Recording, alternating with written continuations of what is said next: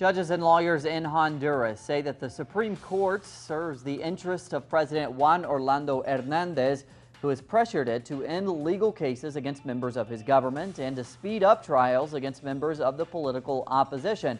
Gerardo Torres now with this.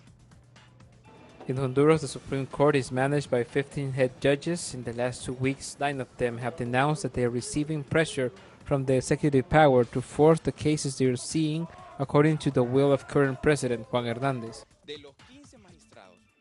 Of the 15 head judges in the Supreme Court, the only ones that are not denouncing intervention in their work are 6.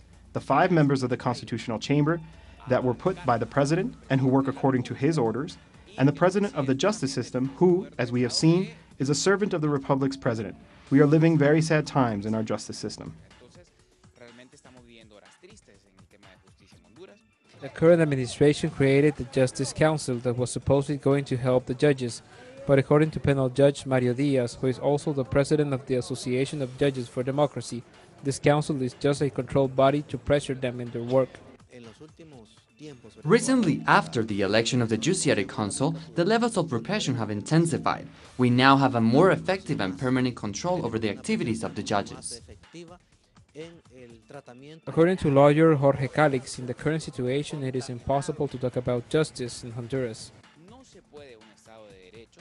You can't have a democratic system if you have a judge with a gun to his head. That is not justice. That is doing the dirty work to the power figures. That is doing justice according to what the power wants. And in this case, this power is represented by the executive that has intervened the justice system. In Honduras, the National Congress elects a Supreme Court, and a new court will be elected for a 6-year period next September. This is an opportunity to bring down the current system and probably give an opportunity for the creation of a fair judiciary.